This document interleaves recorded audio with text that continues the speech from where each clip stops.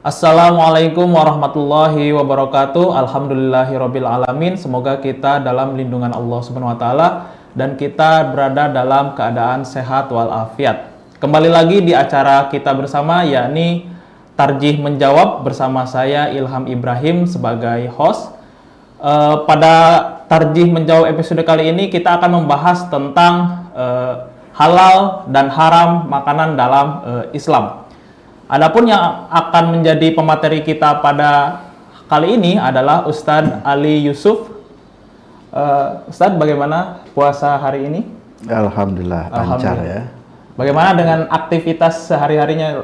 Ya, tetap berjalan. Puasa tidak menghalangi aktivitas. Alhamdulillah. Kita langsung saja ke acara inti. Yang pertama, Ustadz, Ya. Bagaimana prinsip-prinsip umum tentang halal dan haram di dalam Islam itu seperti apa? Ya, baik. Terima kasih. Assalamualaikum warahmatullahi wabarakatuh.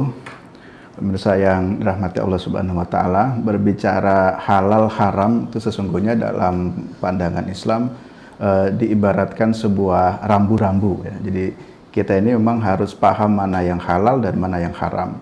Jadi kalau kita di dalam sebuah lalu lintas, kalau ada lampu merah itu tandanya berhenti. Nah, itulah disebut dengan haram. Jadi kalau agama mengatakan haram, jangan kamu lakukan, jangan kamu laksanakan, atau dalam hal makanan jangan kamu makan atau jangan kamu minum. Demikian juga ketika itu halal berarti sesuatu yang boleh dilakukan, atau tadi istilahnya kalau lampunya hijau berarti harus jalan, kalau lampunya merah berarti harus berhenti. Nah, di dalam Al-Quran banyak sekali dalil-dalil yang menunjukkan prinsip-prinsip ya, prinsip-prinsip di dalam halal dan haram itu ya. Seperti yang dalam hadis ya, hadis riwayat Imam Muslim, ini juga hadis ini populer, hadis riwayat Muslim dari Nu'man bin Bashir, innal halala bayyinun wa innal harama bayyinun. Jadi yang halal itu sudah jelas ya, dan yang haram juga sudah jelas. Nah, jadi tidak ada lagi perkara-perkara yang tidak jelas, karena kata Nabi begitu, al halal bayyinun wal haram bayyinun. Jadi halal dan haram itu sudah jelas.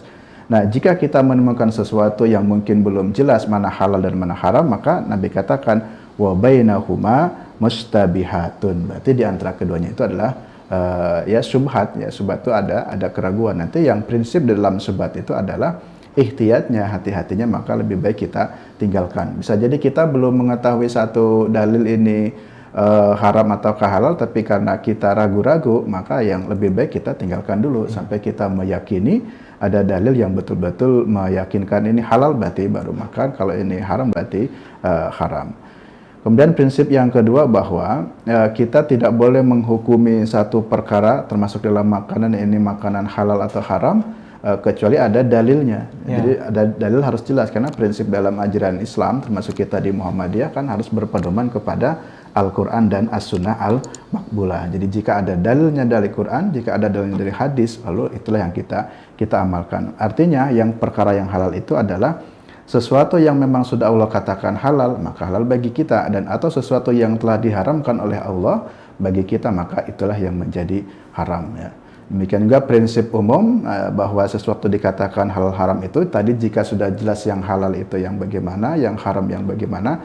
Nah, jika ada percampuran ya, jika ada satu percampuran, kita meyakini di situ ada bahan yang haram dan yakin haramnya dan bercampur dengan makanan yang halal, maka itu pada dasarnya sesuatu yang harus juga ditinggalkan. Jadi pada prinsipnya begitu ya. Jadi yang halalnya jelas, haramnya jelas, tapi jika ada percampuran antara halal dan haram, maka lebih baik kita tinggalkannya, bahkan memang ya kita tinggalkan karena jelas di situ ada haramnya. Umpamanya ya, daging bakso mohon maaf yang bercampur dengan daging babi ya, ada campuran daging babinya tapi juga ada campuran daging sapinya umpamanya. Kalau kita yakin di situ ada daging babi, ya berarti itu menjadi haram dan ditinggalkan saja.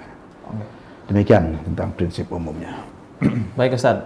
Selanjutnya tentang ini Ustaz, bentuk halal dan haram itu kan ada lizatihi dan lighairihi. Nah, bisa dijelaskan Ustaz, maksud lizatihi dan lighairihi itu seperti apa? Okay. Ketika kita bicara bentuk, ya itu yang pertama ada yang istilahnya lidzatihi. Lidzatihi itu dengan zatnya itu sendiri, ketika bicara halal berarti halal lidatihi, halal karena zatnya. Ya memang benda itu adalah halal itu. Atau yang kedua haram lidatihi, ada juga konsep haram, haramnya haram lidatihi. Tentu tadi kembali bahwa sesuatu itu telah dijelaskan di dalam Al-Quran dan Sunnah ya.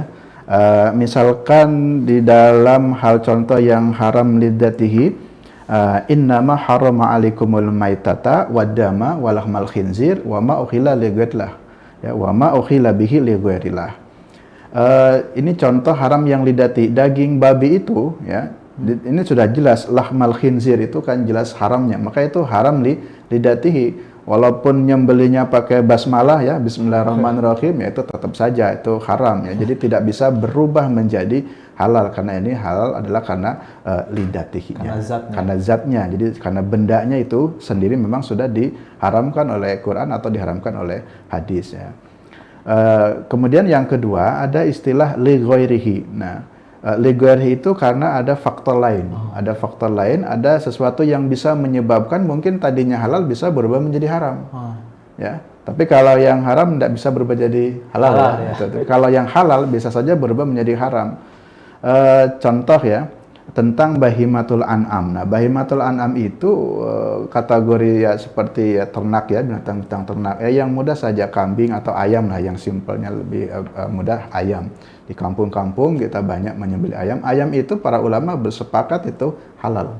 Yaitu binatang yang halal. Berarti ayam itu adalah halal secara zatnya. Jadi halal lidatihi. Nah, tetapi jika proses dalam penyembelihannya itu tidak benar, umpamanya dalam menyembelihnya tidak menyebut nama Allah atau untuk sesajen itu, maka sesuatu yang halal itu bisa berubah, maka itu namanya haram li ghairihi. Jadi haram karena ada sebab yang lainnya.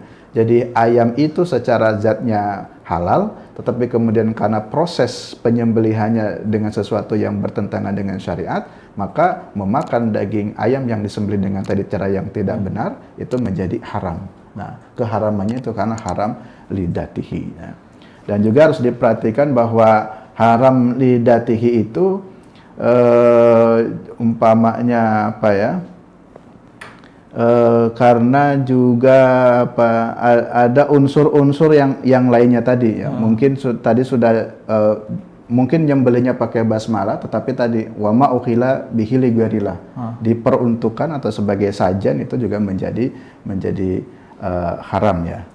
Tapi kategori itu mohon maaf itu sesuatu yang pasti haramnya ya, yang wama ukhila lighairillah itu. Hanya tadi contohnya yang sembelihannya tidak menyebut nama Allah itu. Baik, terima kasih Ustadz Ali atas jawaban-jawabannya. Pemirsa, kita akan simak kembali pemaparan dari Ustadz Ali Yusuf. Namun setelah ini kita akan ikuti pesan-pesan yang berikut ini. Baik pemirsa, kembali lagi di acara Tarjih Menjawab. Kita pada kesempatan kali ini membahas tentang halal dan haram makanan di dalam Islam. Baik Ustadz, pertanyaan selanjutnya yaitu bagaimana prinsip makan dan minum dalam Islam? Baik, kalau kita mencermati tentang makan dan minum, itu di dalam Quran semuanya mempergunakan dengan fi'il amr. Jadi amr itu berarti kan perintah ya. Jadi pada dasarnya makan itu ya diperintahkan oleh agama. Jadi jangan sampai kita tidak makan gitu ya. Seperti di dalam Al-Quran ditemukan ada tiga ayat yang berbeda hitobnya. Pertama, ya ayuhan nasu, wahai manusia, kulu mimma fil ardi halalan thayyiban. Jadi yang disuruh inilah wahai manusia. Jadi wahai manusia, kulu makanlah. Nah ini kulu di sini kan fil amr. Jadi semua manusia itu ya harus makan. Semua yang ada fil ardi di muka bumi, tetapi dengan catatan halalan thayyiban. Nah itu.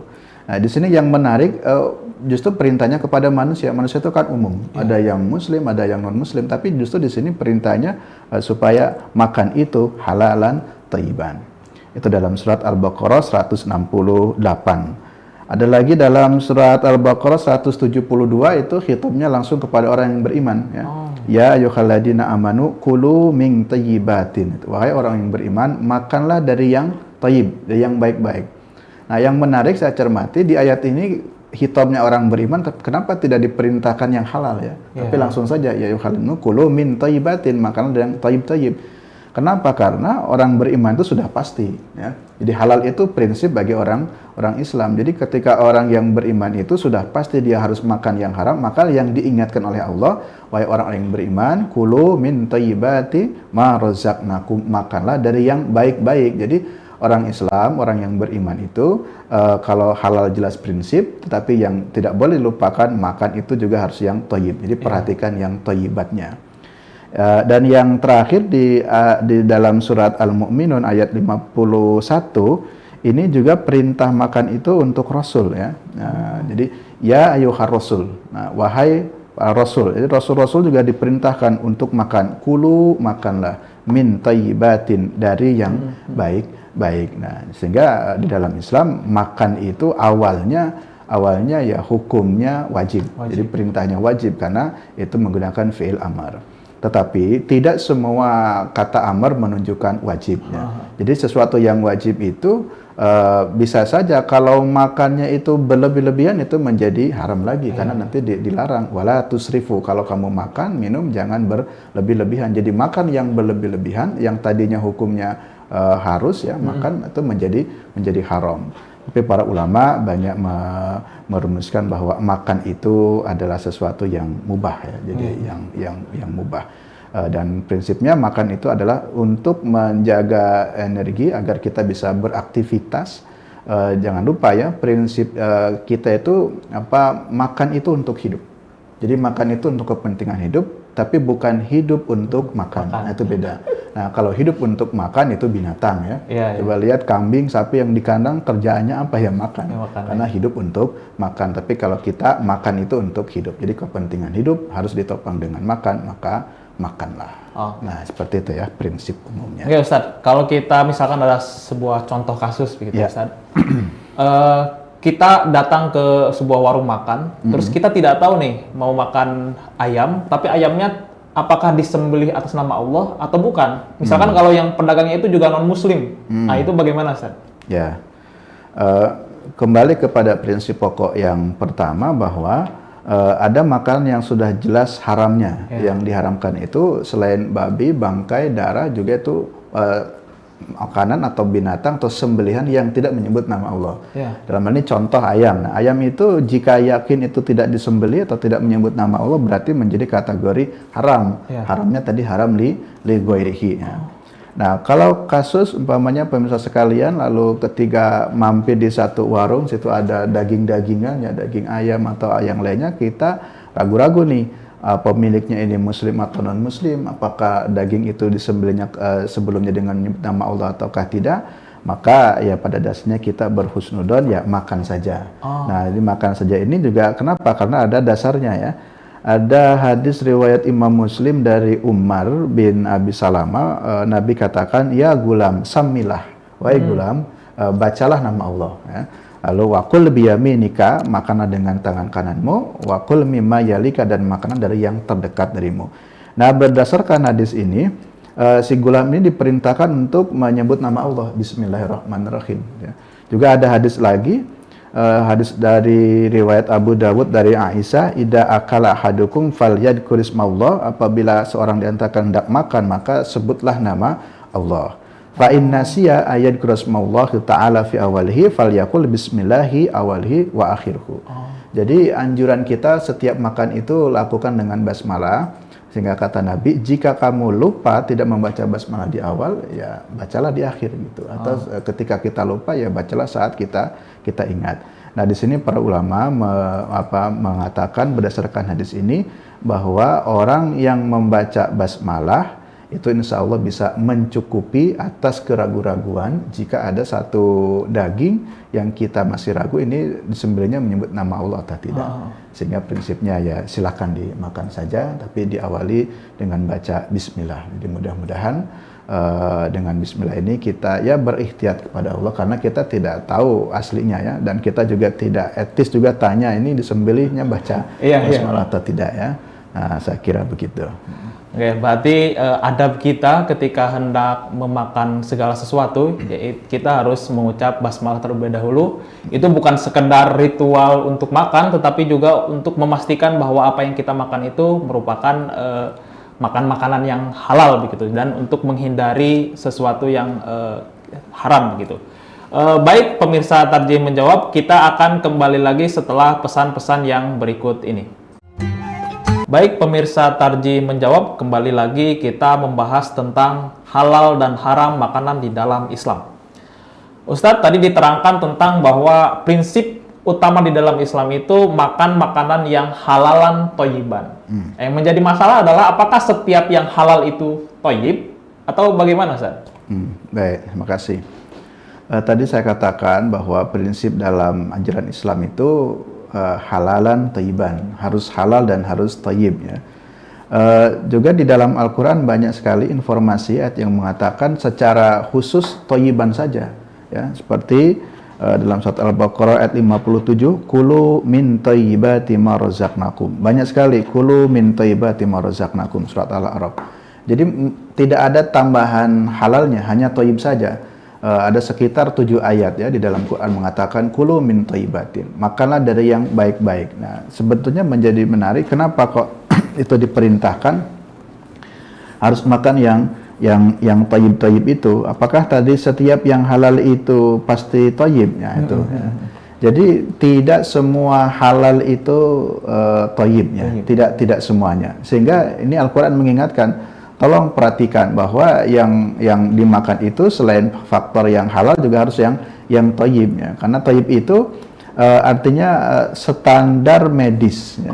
Standar medis atau standar ya ahli gizi. Nah, itu juga menjadi penting bahwa umat Islam itu adalah ajaran yang komprehensif. Jadi tidak hanya saja bicara hanya bayani saja. Bayani ini dalilnya ini halal. Nasi jelas halalnya. Tapi itu thayyib apa? Tidak. Ketika nasi itu sudah basi kan itu. Jadi kan si nasi itu halal, itu burhaninya jelas umpamanya ya. Tetapi ketika ada makanan yang sudah basi, ini menurut medis kira-kira sehat apa enggak? Dampaknya nanti bagaimana kalau yang sudah basi dimakan, itu kan menjadi tidak thayyib. Sehingga jangan sampai hanya kita fokus kepada yang halal tetapi mengabaikan yang thayyibnya. Jadi kalau orang di kampung yang penting halal, tak peduli ini bergizi atau tidak. Nah, itu sebetulnya kalau mampu beli makanan juga yang bergizi juga ya. Jadi karena itu termasuk kategori yang thayyib. Jadi thayyib itu standarnya adalah istilahnya pendekatan burhaninya. Jadi kalau halal itu pendekatan bayaninya, kalau thayyib itu adalah pendekatan burhaninya. Bagaimana kita memadukan ilmu-ilmu yang lain tadi menurut medis makanan ini baik tidak ya. Mungkin bagi orang tertentu ini baik, tapi bagi sebagian lain itu tidak baik ya. Apa misalkan kita minum teh manis atau makan gula ya, gula itu kan halal-halal saja. Tapi bagi orang yang punya penyakit diabetes atau yang punya penyakit gula kan itu menurut medis tidak baik, itu jangan diminum, bahkan bila perlu tinggalkan ya itu. Nah, sehingga itu menjadi tidak thayyib lagi. Sehingga thayyib ini ya prinsip ya juga ya. Jadi tadi tidak semua halal itu pasti thayyib. Ya, tergantung nanti konteks keadaannya, dan juga tidak semua thayyib itu juga halal. Ya, tidak mesti ya. Umpamanya mungkin ada, mohon maaf ya, daging babi diolah sedemikian rupa sepertinya menarik, tetapi itu jelas haramnya. Jadi tidak yang baik otomatis haram, halal ya, tidak yang baik otomatis halal, atau juga tidak yang halal itu otomatis baik. Jadi dua-duanya harus dipadukan. Gitu. Berarti memang halal dan thayyib ini harus saling berkelindan ya, Ustaz. Tidak boleh terpisah satu antara lainnya. Nah, kemudian Ustaz, jika memang Allah SWT mengharamkan gitu, makanan ini haram, itu haram, memang ada dampak atau akibatnya atau seperti apa, Ustaz? Tidak ada sesuatu yang dikatakan haram oleh Allah dan Rasulnya, pasti akan ada hikmah di balik itu. Jadi kalau Allah katakan haram, pasti akan ada hikmah yang ada di balik keharaman tersebut. Yang jelas tadi contoh ya, yang konkret umpamanya daging babi ya, babi kan jelas haramnya tuh. Ternyata para ilmuwan kemudian mengembangkan penelitian yang lebih dalam lagi. Kenapa kok haram? Ternyata di dalam daging babi itu memiliki berbagai macam hal-hal yang sungguhnya tidak baik ya, tidak thayyib ya, ada cacing apanya itu ya, cacing pita katanya yang konon ketika dibakar dengan sekian derajat Celcius pun itu tidak bisa mati. Jadi yakinlah di dalam segala sesuatu yang diharamkan oleh Allah itu pasti akan ada hikmahnya bagi umat itu ya. Kemudian juga perlu diperhatikan kalau jelas agama sudah mengatakan haram, jangan makan yang haram atau jangan minum yang haram. Kenapa? Karena ada juga akibat yang akan terjadi kepada kita. Di antaranya doa-doa kita itu sulit untuk terkabulkan. Jadi kalau umpamanya ya, kita ini selalu makan makanan yang haram, walaupun kita berdoa sebaik mungkin, tapi makanannya haram, minumannya haram, yaitu bagaimana Allah akan mengabulkan. Ya, seperti dalam hadis riwayat Muslim, ini hadisnya agak panjang ya, yang intinya ketika yamudu yadaihi ilas sama. Jadi ketika seorang berdoa kepada Allah ya, lalu kemudian dia sampai manggil-manggil ya Rabbi, wahai Allah, wahai Tuhanku, umpamanya kabulkan doa ini, Tapi wamat amuhu haramun ya. Wa masrabuhu haramun, wa malbasuhu haramun.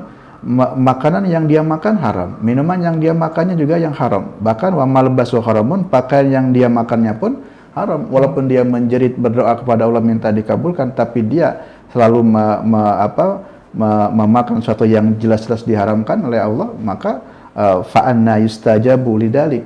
Maka bagaimana mungkin Allah akan mengabulkan doa tersebut itu. Sehingga menjadi penting ya, apalagi di bulan Ramadan ini kita banyak berdoa, jangan hanya banyak berdoa saja, tapi mari kita juga berhati-hati untuk tidak memakan makanan yang jelas-jelas diharamkan, karena tadi mengakibatkan ya jadi terhalangnya doa-doa kita atau macetnya ya. Jadi kan doa itu kan permohonan yang suci kepada Allah, sementara kitanya melanggar aturan-aturan Allah, itu dampaknya ya. Lalu tadi dampak secara fisiknya tadi bisa melakukan pendekatan medis, tadi beberapa yang saya contohkan, contoh saja ya, makanan basi itu yang mudah ya. Jika kita tidak mengamalkan yang thayyib, maka jadi akibatnya mungkin bisa sakit perut, bisa mencret atau yang lain-lain sebagainya. Sehingga pasti setiap dari pelanggaran itu juga akan ada akibatnya secara rohani maupun secara jasmaninya. Demikian. Terima kasih Ustadz. Berarti kalau kita memakan makanan yang haram itu akan ada dampak medis maupun dampak teologis ya Ustadz? Ya, pasti. Dampak medisnya itu kita mungkin jadi orang yang sakit, dan dampak teologisnya mungkin kita menjadi orang yang durhaka lah kepada Allah Subhanahu wa taala. Baik, terima kasih kepada Ustadz Ali, bincang-bincang kita tentang makanan halal dan haram di dalam Islam.